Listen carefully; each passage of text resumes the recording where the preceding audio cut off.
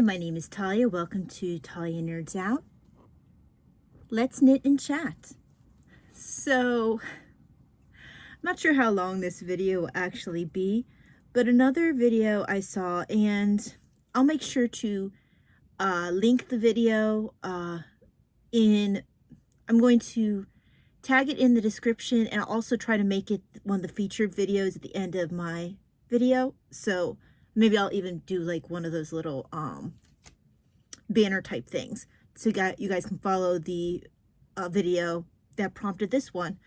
But I ran into this video on a YouTube channel that was just recommended to me from another channel in the comment section, and it reminded me of something that I ran into a couple of days ago, and I kind of want to talk about it here.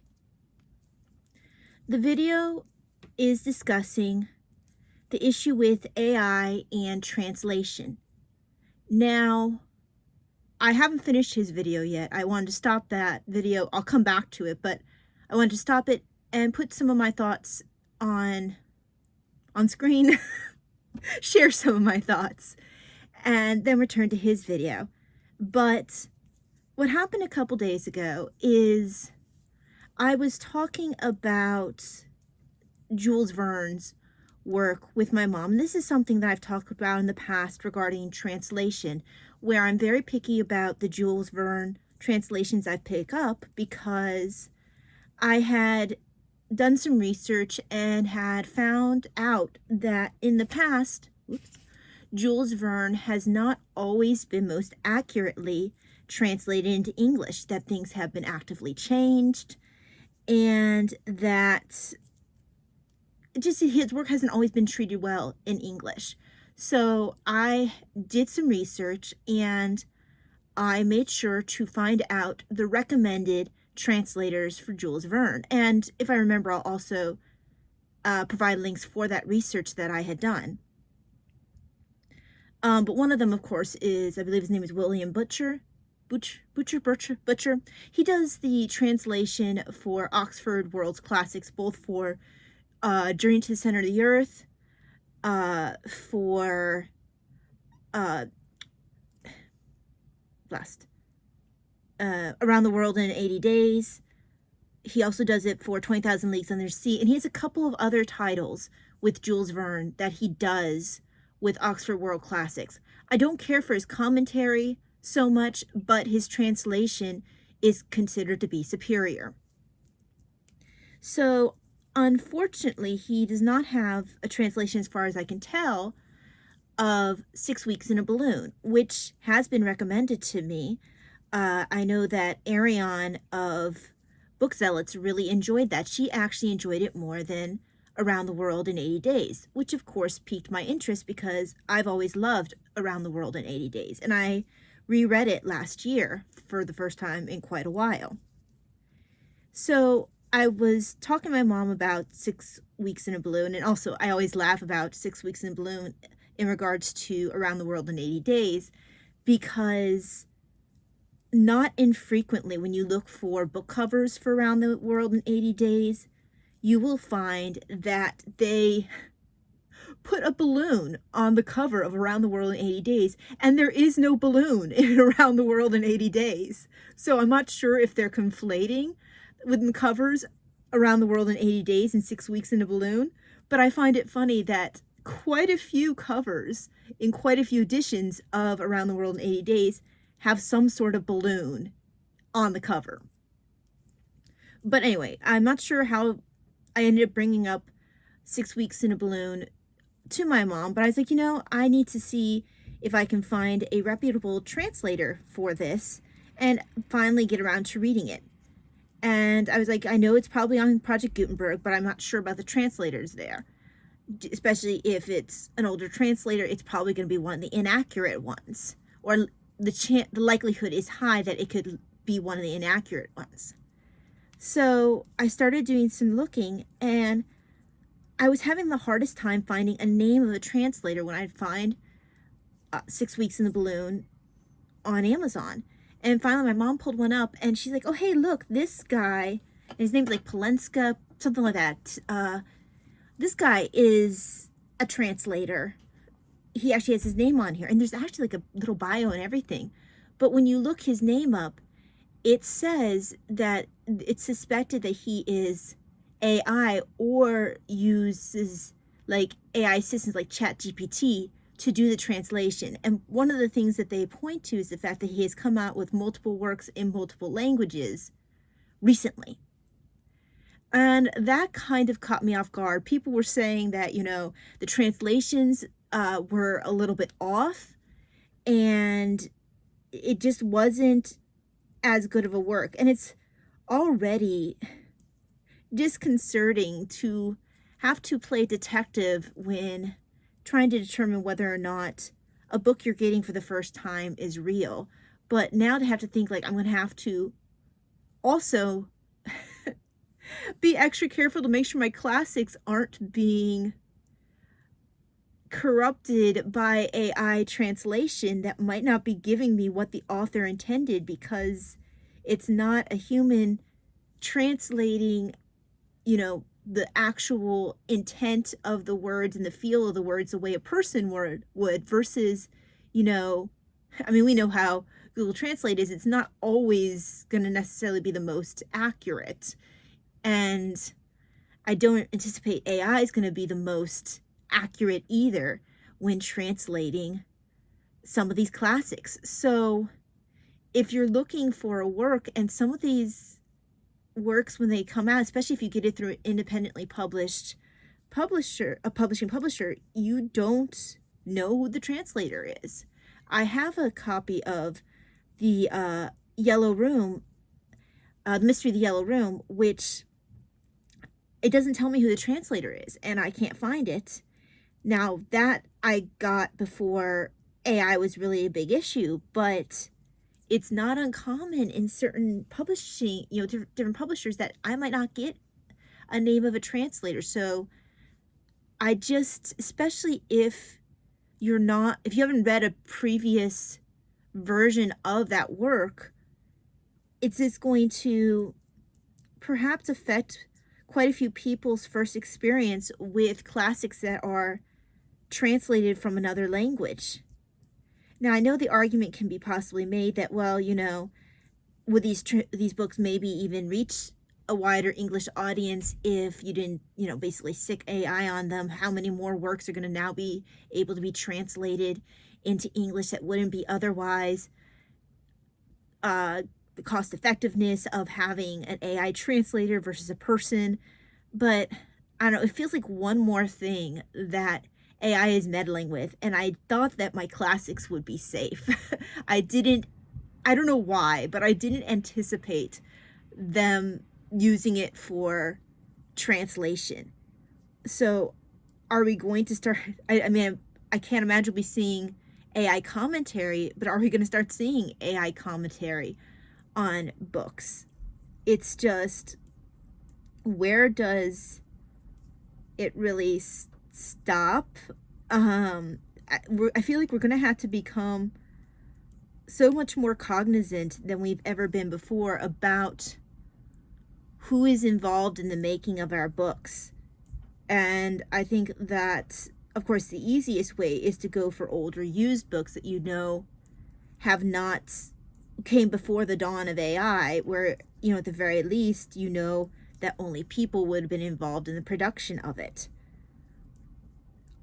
But what if you get something like, right, you're getting something that wasn't translated in English before? I'm presuming that AI is not going to be the only thing used for translating. I'm sure some companies are, especially universities, are still going to be using real translators. So it's just really trying to be mindful of who's putting out the book, the names behind it, and that even having a bio doesn't necessarily mean you're dealing with a real person. You could have that you have a real person, but they're just there to provide like a face and a bio, but they're using like ChatGPT to do the actual work, which is wild. So the weird side benefit is that I'm going to become a lot more aware of different translators.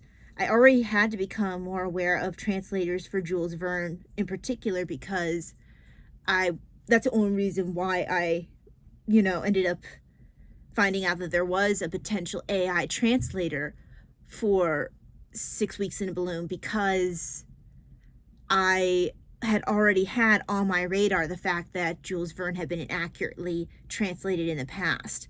But now that it's on my radar that AI translation is a possible concern, I'm not going to only be looking into whether or not my books that I'm reading, like the fairy tale books that I like to get, or things like that. It not only will I be making sure that those are put out by actual people, but I'm also going to be double checking my translators and doing research on them and making sure that they are real people with a history, a body of work behind them that spans beyond like 2 years ago, and that makes sense. Like, you aren't having them translate in 20 different languages in such a wide variety of things that doesn't make sense.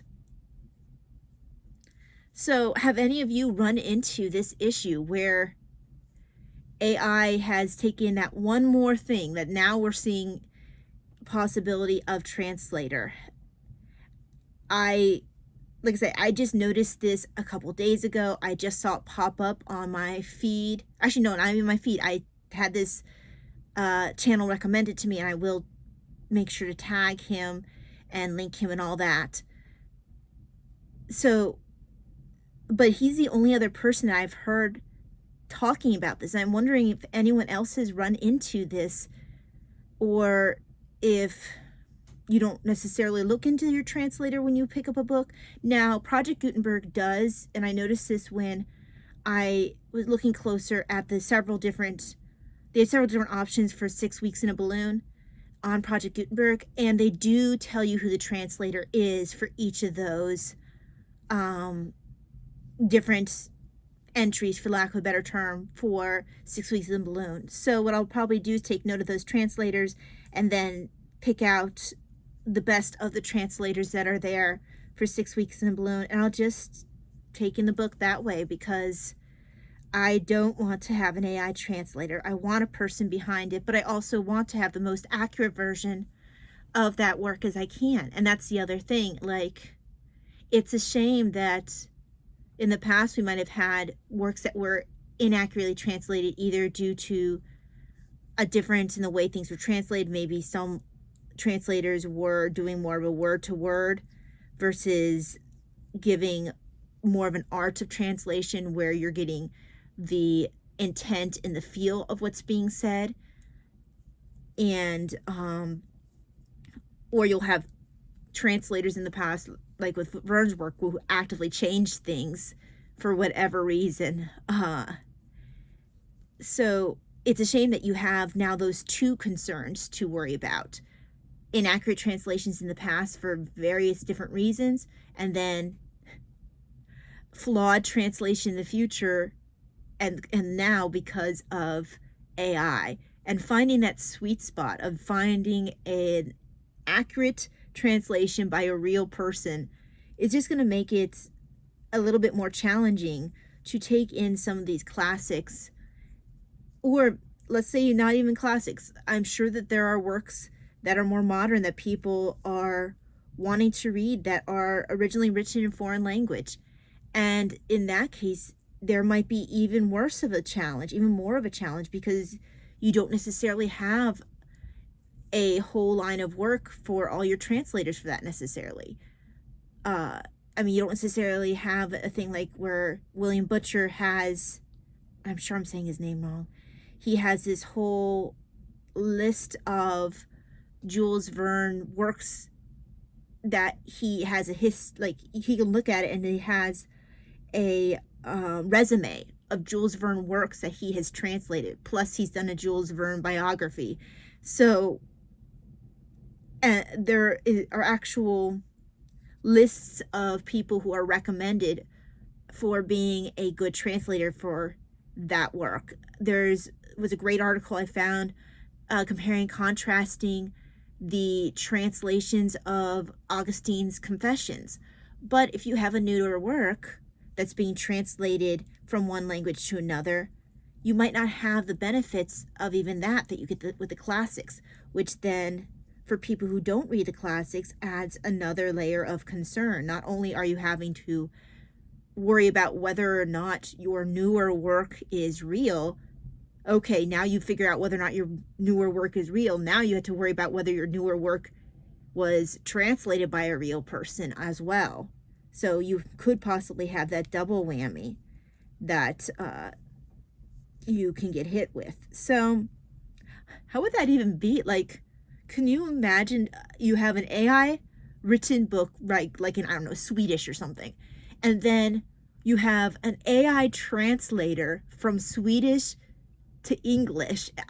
I can only imagine the mess you might run into with that. I mean, maybe it will just, I don't know, I would feel like it would suck all the humanity out of whatever little bit of like glimmer of humanity that the AI managed to glean from other existing works in imitating style. I feel like that would be sucked out by then adding the extra layer of AI translator. I don't know.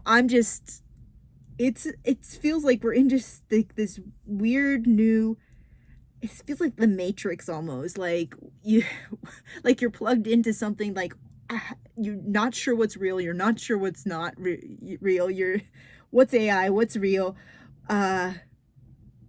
It's just, is this how people felt like about the tech moving too fast? And like, is this how people felt when internet first hit? Like, it's just, it's crazy. It's crazy. And you can't put the genie back in the bottle. We're stuck with it now. I just wish that we could put the brakes on a little bit. I don't know. What are your thoughts? Have you run into AI translated works? Have AI translated works being a thing ever occurred to you? Like I said, it didn't occur to me until I ran into it for looking into a translation of 6 Weeks in a Balloon.